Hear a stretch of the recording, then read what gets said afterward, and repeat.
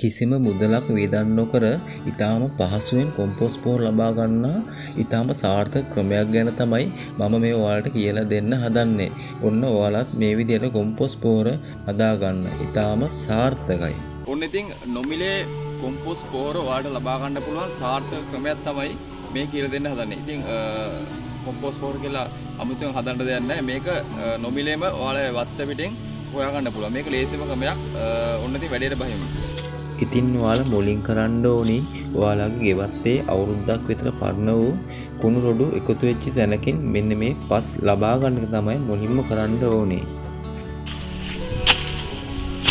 ඔයාලා ගණිතේ මේ කුණු ඒ කියන්නේ මේ රොඩුත් එක්කලම තමයි ගන්න ඕනේ. කොම්පෝස්ට් පොහොර ඔටෝම නිෂ්පාදනය වෙලා තියෙන්නේ මේ තැන්වල. මේ වගේ තැන්වල. ඒ කියන්නේ කුණු රොඩු එකතු වෙන තැන්වල තමයි ඔටෝම කොම්පෝස්ට් පොහොර හැදෙන්නේ. මෙන්න මේ වගේ. තියෙන කළු පාට සාමාන්‍යයෙන් ඔයාලා පස් ගනිද්දී අඟල් 7ක් 8ක් අතර ප්‍රමාණයක් තමයි යටට ගන්න ඕනේ. මොකද පොහොර රසය එතනින් යට නැහැ. සාමාන්‍ය කොම්පෝස්ට් පොහොර එකතු වෙන්නේ සාමාන්‍ය ගලා යන තැනක වගේ ඒ වගේ ප්‍රමාණයක් තමයි එකතු වෙන්නේ. මේ තියෙන්නේ මම ගත්ත පස් ටික තමයි. දැන් ඉතින් මේක හලා ගන්න එක තමයි ඊගවට කරන්න ඕනේ. දැන් ඔයාලා මේ පස් ගත්තට මෙතන මේ ගල් ගැට එනවා. ඒ වගේම දි รา පත් නොවු කොළ එනවා. ඒක නිසා මේ පස් ටික හොඳට හලා ගන්න එක තමයි ඊගවට කරන්න ඕනේ. සාමාන්‍යයෙන් මෙතන කොම්පෝස්ට් පොහොර විලබැලව 3ක් විතර තමයි මම එකතු කරගත්තේ. ඉතින් ඊගවට මේ විනාඩි 30ක් විතර මේක හිරුවලී තියලා තමයි ඔයාලා මේ හලා ගන්න ඕනේ.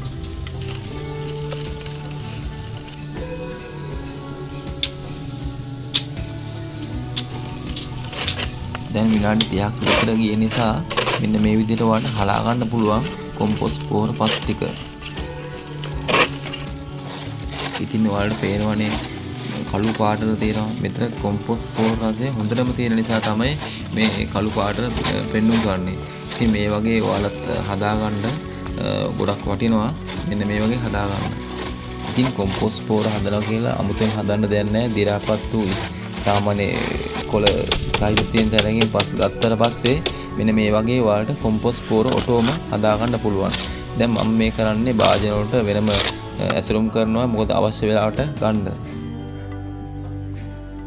බොරළු කැට නැති වෙන්න මෙන්න මේ වගේ කොම්පෝස්ට් පොහොර ටික හලා ගන්න ඕනේ. ඊට පස්සේ තමයි ඔයාලට අවශ්‍ය මිරිස් පැල වලට ඒ වගේ එතකොට එළවලු පැල වලට මේ පොහොර දාගත්ත හැකි. මෙතන හොඳටම මේ කොම්පෝස්ට් පොහොර හැදලා තියෙන්නේ. හොඳටම හොඳයි මේක.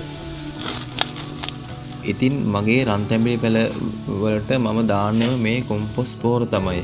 මොකද හොඳටම හොඳයි සාරවත් විදිහට පැල හැදෙනවා. මම හිතනවා ඔයාලටත් මේක සාර්ථක වෙයි කරලා බලන්න. මොකද මුදල් යන්නේ නැති නිසා මුදලුත් ඉතුරුයි සාර්ථකයි. හොඳ ක්‍රමයක්. ඉතින් මේ රන්තැඹිලි පැලේට මාස 6ක් විතර වෙනවා. සම්පූර්ණ මම මේ කොම්පෝස්ට් පොහොර යොදාගෙන තමයි මේ රන්තැඹිලි වගාව කරන්නේ. ඉතින් සාර්ථකයි. සාර්ථක ක්‍රමයක් නිසා තමයි ඔයාලට මම මේ කෙටි වීඩියෝයක් කරා මේ දේ ඔයාලට දැම්මේ. ඉතින් මේ සියලුම දේවල් අපිට ලැබෙන්නේ අපේම රටේ සොබාදහමෙන්. ඉතින් සොබාදහමට ආදරය කරන මන් දීර්ඝව channel එක subscribe කරන්න අමතක කරන්න එපා. හැමෝටම ජය වේවා. ඉතින් මෙන්න මේ වගේ ඔයාලට කොම්පෝස්ට් පොහොර නොමිලේම හොයාගන්න පුළුවන්. කිසි මුදලක් නැහැ. මේක හරියටම හරි වරදින්නේ නැහැ. මේ රන්තැඹිලි පැල වලට තමයි මම මේ කොම්පෝස්ට් පොහොර මේ යෙදුවේ. ඉතින් සාර්ථකයි. කිසිම අවුලක් වෙන්නේ නැහැ. මම අවුරුදු ගානක් තිස්සේම මේ කොම්පෝස්ට් පොහොර හදාගන්න මෙන්න මේ විදිහට. ඉතින් මේක සාර්ථක ක්‍රමයක්. ඔයාලා කරලා බලන්න හරියටම හරි.